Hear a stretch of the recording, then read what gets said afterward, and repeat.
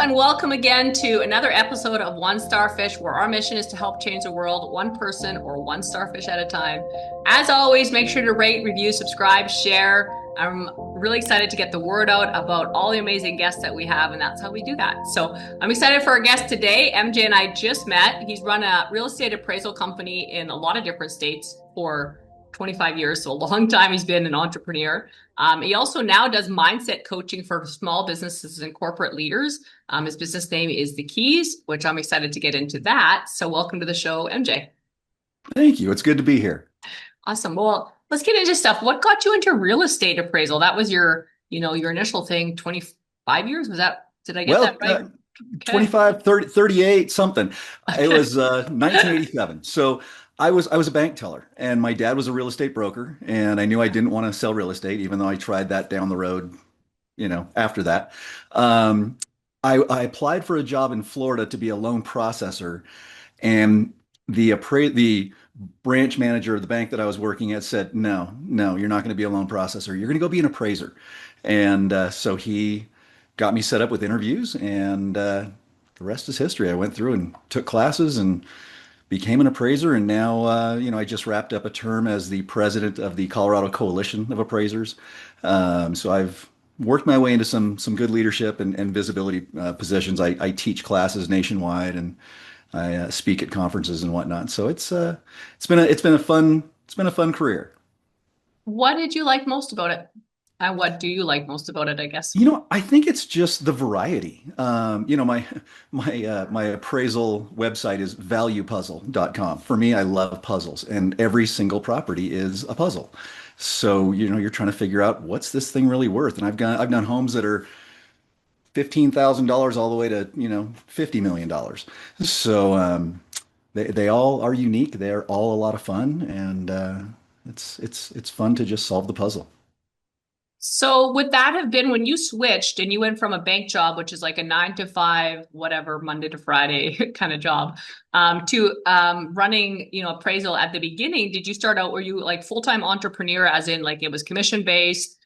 It depended, like you eat what you kill, that kind of thing, or was it for a little while like a quote steady paycheck and then has gone more into the business side?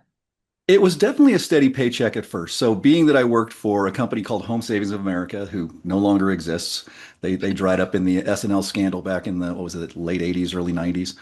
Um, I was a staff appraiser, so I had a paycheck, 9 to 5. I was mentored, I was observed, I was corrected all along the way.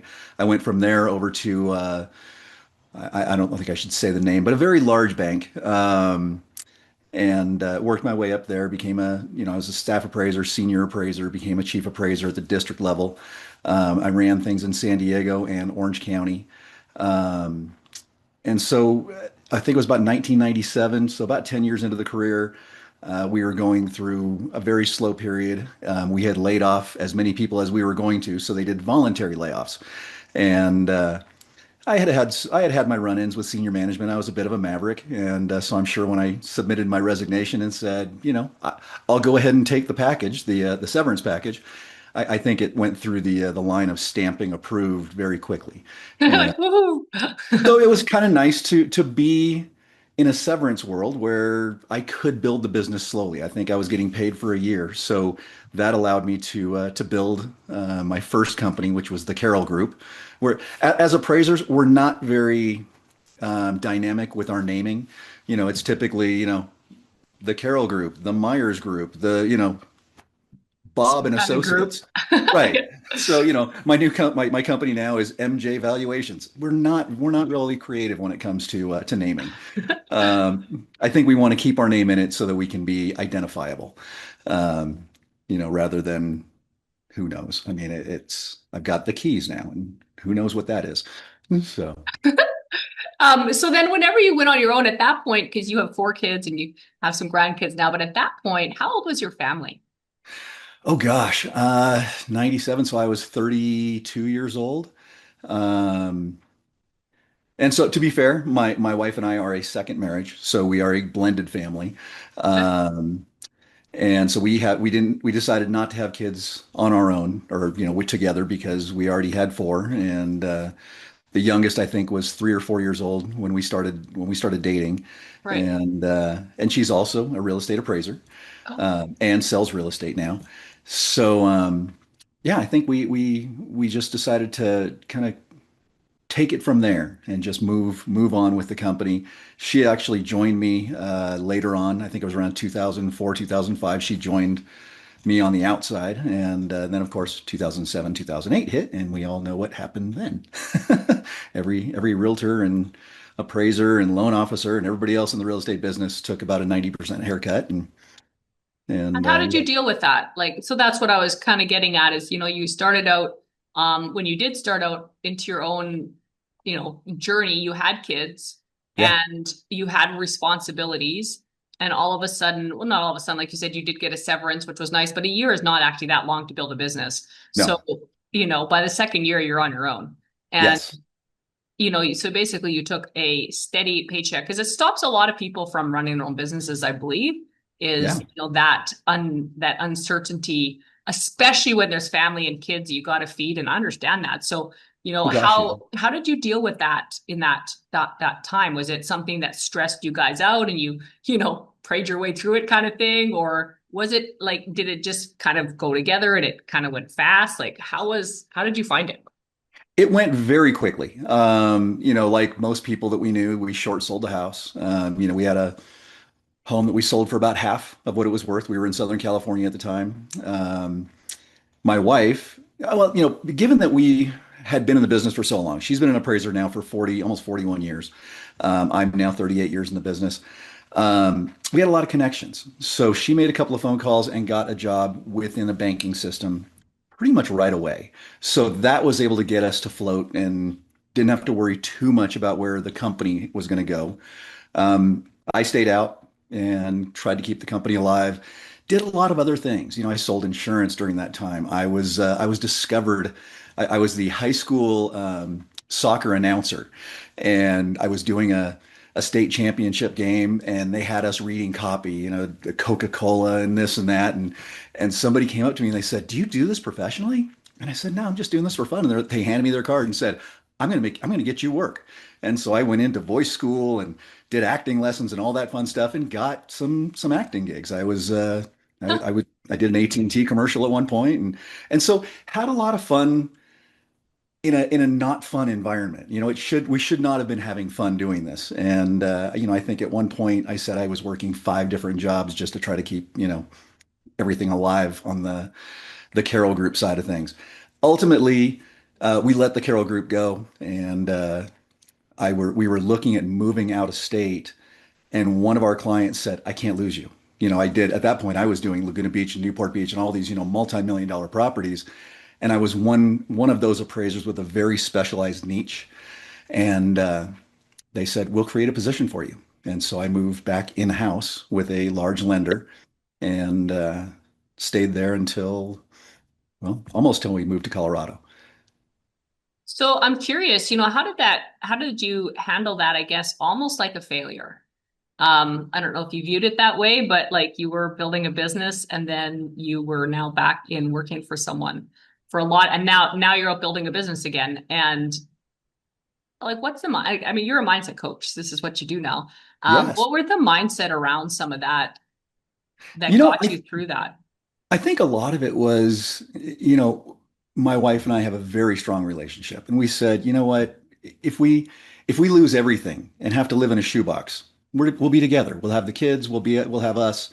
And I think that was really therapeutic because a lot of people did not survive. A lot of people's Mm, marriages did not survive. I can't talk about anything else. right. Um, I think we just looked at it as, everything that happens to you is either a blessing or a lesson, and you can take it either way. So we turned it into a lesson, and we moved forward. We pressed on, and here we are. And now you're into mindset coaching. So Yes. like, I feel like I'm getting so much out of this. And hopefully listeners are paying attention. The mindset of like whatever it takes was there. You just did like whatever literally it takes. You're like acting and all kinds of weird stuff Yeah. that don't have anything to do with what you were doing and aiming to do. And the whole like you guys working together, obviously, and deciding like we'll make it happen one way or the other. like we'll get through life.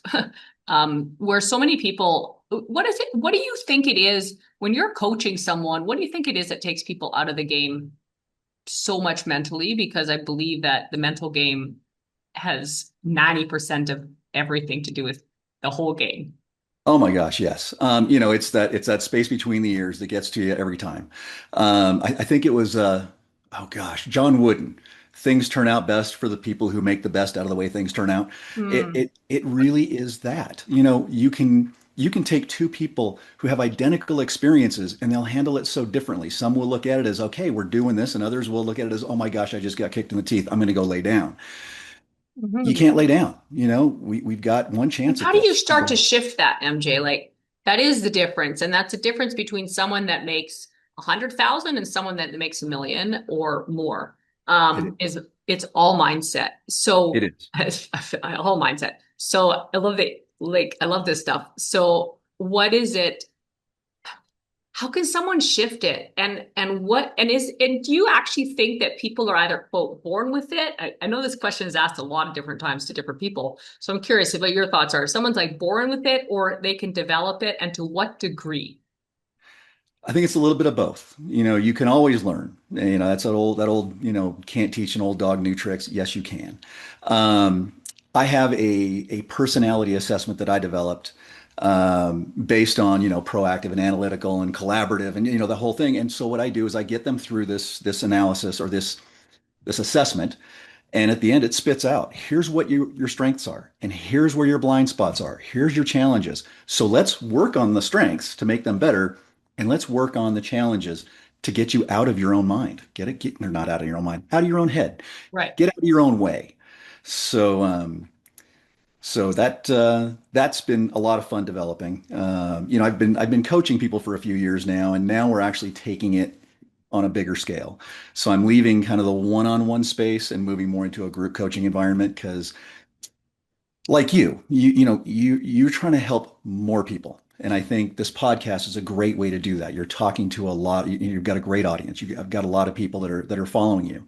And so, one-on-one's fun, it's great, but I don't want to learn somebody's business that I don't maybe know. I've been really instrumental in helping appraisers get into being better appraisers, better business owners. Because appraisers, by and large, are not very good business owners. We're very analytical. We're very stuck in our ways. We're getting ready to launch a new form at the end of this year. And I'm hearing about all these people that are saying, I'm not doing it. I'm just going to retire. It's like, why?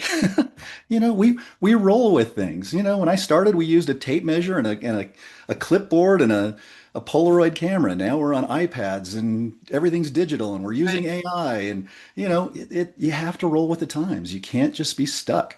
So so that's what we try to help people do. We try to get unstuck.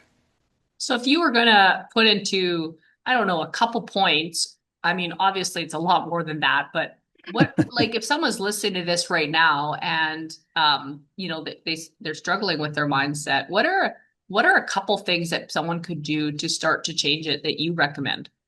Oh gosh. I mean, it just depends on where their blind spots are.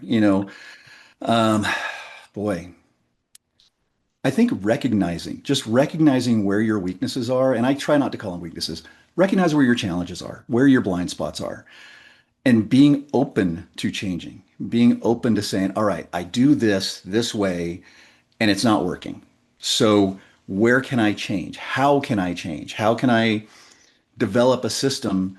You know, I- Especially like a lot of small businesses, they have trouble answering the phone. And so, what about getting an AI? You can't afford to hire a receptionist full time. So, what about getting an AI answering service where you get to dictate the tone and the script and have them be, pressing buttons here and there that maybe one of those buttons comes straight to your phone right now, and you're going to answer that one because you know it's been pre-vetted. So, little stuff like that. Just, I mean, we can make little tiny changes over time that are going to change the world. Love that. And what do you think though that stops like one of the things you said there, and I just think it's so good. I mean I coach a team, so I always am noticing this. Why do you think some people you said like are willing to change? Where does that come from? And is there a way as a coach that you can help people become more open to coaching? I use the alcoholic, drug addict. You can drive somebody to the front door, but they got to walk through it. And so it really takes somebody saying, "I need help." A lot of people have very big, I don't want to say ego, but they're very stuck in their way. And they don't necessarily want to admit that they have shortcomings. I think once they do, they're on the road to success. They're just going to get better because now they're open to it. You have to be open to it. Yeah, I think very few, I don't know, a lot of people aren't. Very much so. Yeah. Yes. And so when you're working with someone, if you run into that, I'm just curious as as a coach and you run it, like you said, now you don't do as much one-on-one, but when you did more one-on-one even, and I guess in a group setting, you still run into this, but you can just tell like you're trying to give them all this stuff and they're just like having none of it. At what point I'm just curious if there's a point where you're like, you know what, the paycheck's not worth it. Like I pull out and I'm not, yeah, like this is a waste of your time, my time. And I don't really care if you're paying me to even do this. I'm out because you're not really learning anything. I know I was just listening, I was just reading Tim Grover and how he does that with people that just like when he was coaching or is coaching and people aren't receptive. He's like, I'm not like my money's not worth my reputation and I'm out. Right. I think it's a big thing. Being able to know when to cut it off. And making a smooth exit rather than a harsh exit. Giving them okay, I feel like you're on the right path now, but maybe there's still a few things that you don't want to work on in this process. So why don't you just work on what I've given you? And when you're ready to move on, let's talk again. I like that. Yeah, that's well done. Now, you are obviously our coach. I'm guessing over the years you've also worked with coaches. Oh gosh, yeah. I have three coaches now. Okay, Um, let's touch on that a little bit because I think some people also think they get to a point where they don't need a coach, and oh, definitely, um, yes. and I find that people that are coaches normally have the most coaches kind of thing. So that just tells us that again. Has that going through because you all like we're working for the man a lot of your business life, quote unquote. So that wouldn't have been the culture. That's not like they would have been talking about like getting into that. What got you into coaching, like getting a coach, personal development, whatever it is that you I think has shifted for you the most? What even started you down that road? And on days say you couldn't quote afford a coach, and I'm sure you still had a coach, what was your mindset on some of that?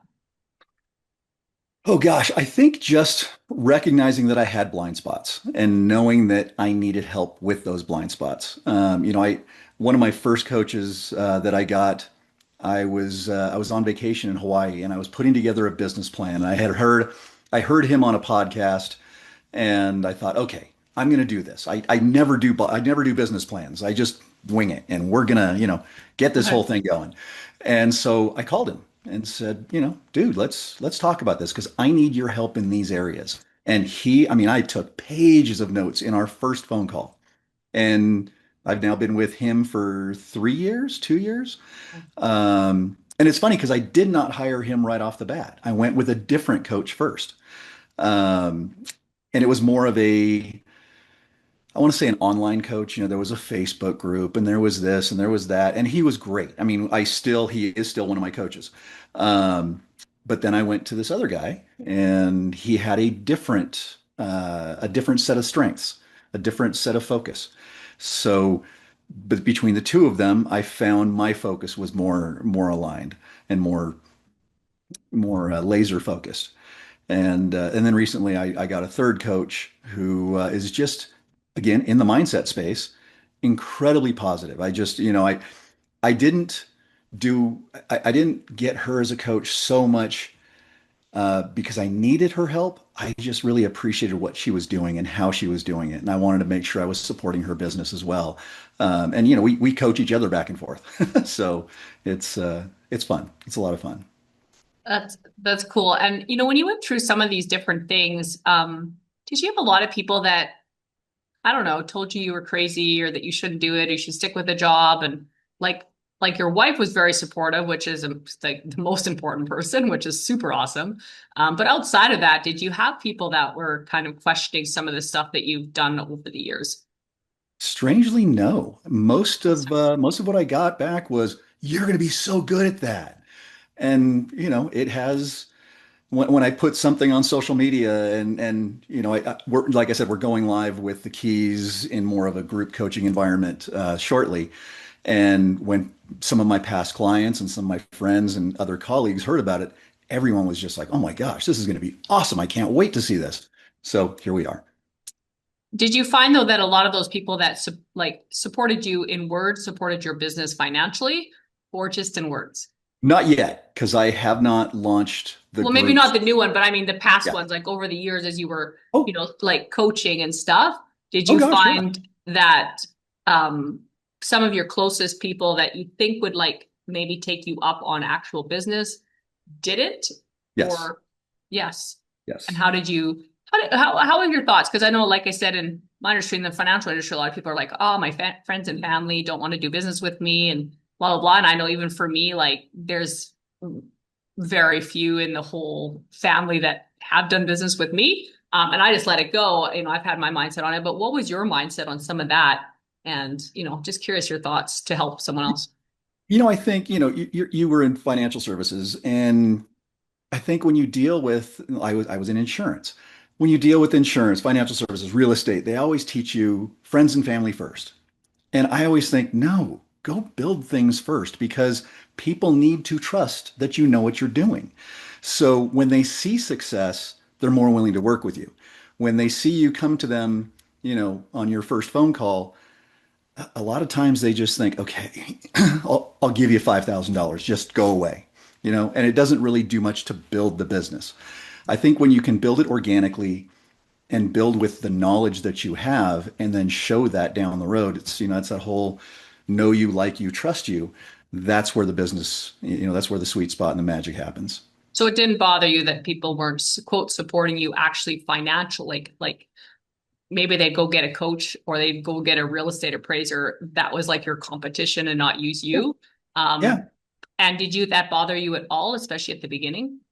No, no, it's because I knew I had a building process. So, now that we're launching this new thing, we know it's going to take off. And I mean, I have a good client base already. And on the appraisal side, we're highly specialized in what we do. So we've got a great client base there as well. So I don't see a downside. Have you always been positive and because I can tell you're very positive thinking here. You're not, there's no like, I don't know, there's really no downside to anything. Have you always been that way, or have there been any challenges you've had to work through? I think obviously, it's not all, unicorns and rainbows. Life kicks us in the teeth every so often. Losing everything, losing our house, losing our cars was very difficult. It put tremendous strain emotionally. You got to get through it. You have to turn that corner and say, okay, this can either happen to me or I can happen to it. I need to get back on the horse and keep riding. It's that whole fall down 6 times, get up seven. Yeah, I must have missed that a little bit. So you lost your house and your cars. When was that? That was during the downturn in 2008. Okay. So when the financial crisis hit and all, lenders were going belly up and, the whole too big to fail type, we definitely were not too big and we failed. Um, but Okay. we've And grown so from, you lost your home and your cars at that point. And yes. then what did you, like I said, we kind of missed that part. That's important. That's huge. I kind of thought I caught that, but yeah.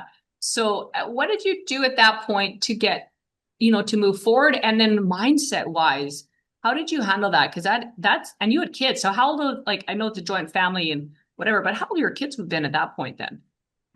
I think it was a really good life lesson for them.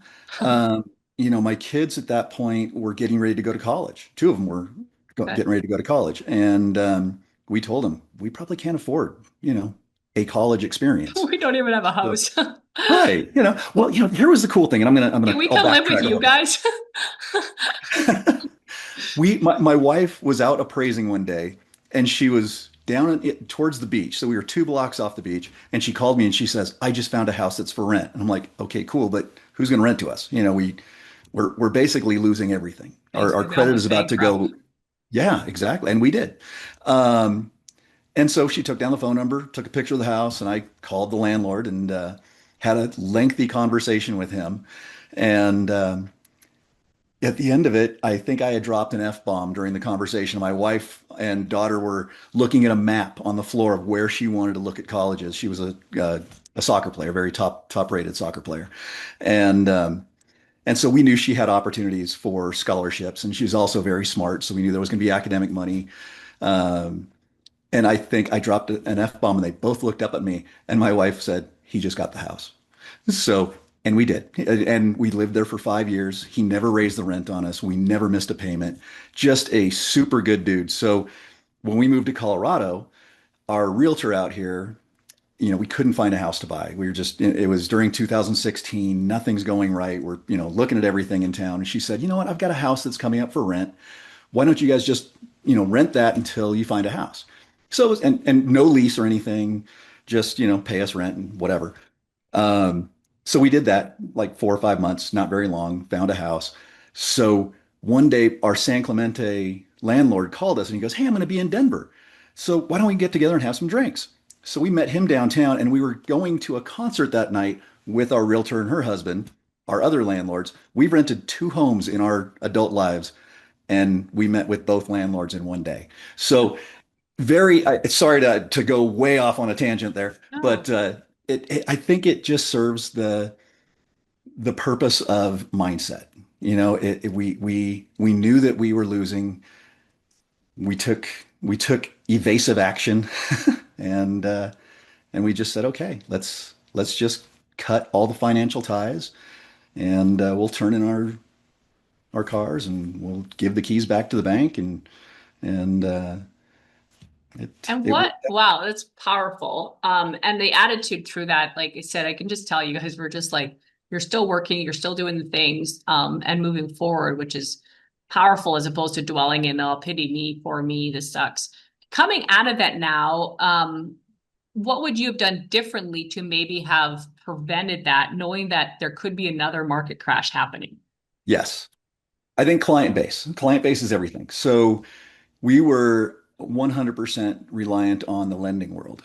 And so when lending stopped, we stopped. So here in Colorado, I have a very large private base. So I work with financial planners, attorneys, everything under the sun. We do divorce work, we do bankruptcy work, we do foreclosure work. So I think having that diversified base is, I think, what would carry us through another 2008-ish crash. I don't think it's coming. Um, but But I'm thinking even in other, like that's specific to your industry, but sure, just yes, in general, like whatever people are doing for business, there's ups and downs of every industry.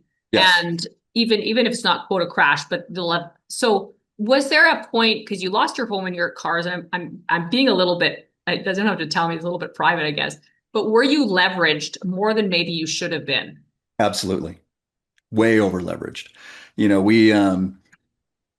We bought the house we were in because we were at dinner with one of our clients who was a loan officer, obviously, mortgage loan originator. And he was telling us about this negative amortization program where you only had to pay this little tiny bit. And we bought this almost $2 million house and we were only paying really for a $700,000 house. Um, but at some point, that turns and becomes a fully amortized note. And so instead of paying 4,000, the payment was going to go to 27,000. And yeah, we were way over leveraged. I remember sitting down and signing the paperwork, and it said that we made something like $75,000 a month, and I signed it. It's like this should have been the first clue to walk away and say, no, we're not buying this house. We're staying exactly where we're at. We're comfortable. We're happy. Everything's wonderful. We kind of let ego take over because we were making a lot of money and we over leveraged. And I love this. I mean, this is my stuff. I just actually posted on Instagram, like savings is a habit. yeah, And So what would you say to someone that's starting, like, because I think a lot of people do this, maybe not to that degree. I don't even know if that's legal anymore. That sounds It's crazy. not. Okay, I was like, but 2008, there was a lot of things that changed, like And now that I've talked investing about and it on the podcast, leveraging and yeah, yeah. now that I've talked about it, I can never run for public office. So that's good. That's a good thing. um, but let's say that um, like what would you give for advice for someone that's up and coming and they're getting to that point where they're maybe making more money than they've ever made in their life and they're actually past that like do or die stage and they're building that business. What would you say now to someone coming from like words of wisdom for like what to do as far as cars and houses and keeping up with the Joneses? Yes. And that's the biggest thing, right? Everybody wants to have the bigger house, the nicer car. We spend a lot of time in our cars, so I drive very, very nice vehicles. But I don't drive, I think I cut it off at a certain point when it comes to sales price. I don't lease. I have a money manager who we invest, our money with and does very, very well. And I think, in 2025, everybody did well. Um, but it still impresses me that we did as well as we did. So I think having savings is more important than having the big house and the nice car. Money in the bank, just it's that security blanket. You got to have it I because heard things someone can turn on say their head. cash flow is king, but net worth is kingdom. Very much so. I like that. Yeah. That's well, yeah, like I said, I'm glad we touched on that because I totally had missed that. And that's a major thing. And for anyone listening, like I just love, one thing I'm getting at MJ, and I'm sure you are too, is like is like no big deal. Like for a lot of people, that's a huge thing and devastating mentally. Um, and they would never go try something again, to be honest. Bankruptcy, or close to, and losing all that, like for a lot of people, that would be because I know people like that have gone through that and they've just never recovered. Yes. Financially, maybe, but not mentally, and Right. never able to take the chances again. And you weren't, and like you said, a lot of that was, just pointing to the future. Like, what would you say if you could really think back and kind of like put yourself back in that feeling at that point? What was it that, you know, let you decide to try again? I think just having, so at that point, I'd been appraising real estate for, gosh, 20 some odd years. I knew I was good at it. I had great relationships with lenders. I had great relationships with banks. So I knew that if I just made the right phone calls, I would be okay. And we restarted a company shortly before we came to Colorado. My wife was in-house, still at the lender where she had been picked up in 2008. I had left that lender, same lender. We were in the same team. Um, I left them and joined a small firm, but it was a national firm, as their chief appraiser. And it didn't work out. I found that I just didn't belong in a corporate environment after having been, owning my own company for so long. So stepped back out and formed MJ Valuations. And then we moved it to Colorado, and my wife, in California, I don't know if it's still the same, but we lived in Orange County, and just in Orange County, there were 900 certified residential appraisers. So just tons of competition. I think the last job I bid on was a Newport Beach deal, $11 million. I think I bid $650. I didn't get it. So we thought, all right, where do we go from here? And we knew that there was an opening with another lender. So my wife got on the phone and they said, okay, well, you've got choices of Houston, Seattle, Portland, and Denver. We knew Houston was going to be out of the question because we don't really like heat and humidity. Seattle didn't really solve the the personnel side of the equation or the traffic side of the equation. We knew we'd be driving forever. Um, and Portland, we had a daughter who lived in Portland, but we knew she was going to be leaving there soon to move someplace else in Oregon or Washington. So we came to Denver, And she was having we landed to come look at homes, and she was on the phone having her interview in Denver International Airport in a corner, and we ended up in Denver. And in Denver at that point, there were 1,600 certified residential appraisers statewide. So I knew we would do okay here. That's really cool. I love that. I know we could go on and on, but I'm watching the time. And so in wrapping up, I always have three final questions and then anything we didn't touch on that you think would really be impactful for our listeners. So first and final question is if someone's looking for their purpose, what's one sentence you could say that could help them find it? Ooh, looking for their purpose. You always want to hear the follow your passion and that kind of thing. But I would say do what you're good at. Find that one thing that identifies you, that serves your purpose, that gets you warm and fuzzy inside, and go for it. Cool. Second question, what's a favorite quote and why? Oh God, I think I said it earlier. The John Wooden, things turn out best for those who make the best of the way things turn out. Lou Holtz also had one. Last night, slept like a baby, woke up every 2 hours and cried. That has been that has definitely impacted my life in a lot of situations. Just we're a Christian-based family. We follow, and I think that really hits home. There's a lot of biblical verses I could say, but I don't want to alienate anybody. Okay, I'm a Christian too. So third and final question, what's one word or sentence you want on your gravestone? Oh gosh, did the common uncommonly well. I like that one. It's cool. All right, you run into someone in a coffee shop, they listen to this, they're inspired, hopefully taking some action. By the way, guys, any information on MJ will be in the show notes, or reach out about the mindset coaching, about real estate, anything like that will all be there. But what's something we didn't touch on that you think would be really impactful to leave our listeners with? Oh gosh, I think you've touched on everything. I mean, we've hit a lot of topics here in a half hour. Um, I can't think of anything more. That's good. Guys, I know you want to share this. I just love MJ's mindset through all of the struggles that he basically kind of glossed over and thankfully we were able to dig back into. So you guys know that there actually were struggles and how to get through them. And this is what he specializes in, helping people with the mindset, especially in group and corporate coaching, which is really cool. So like I said, that information will be in the show notes. If we can go out there, if we can change one life or one starfish at a time together, we can help change the world. Thanks for being on, MJ. Thank you for having me.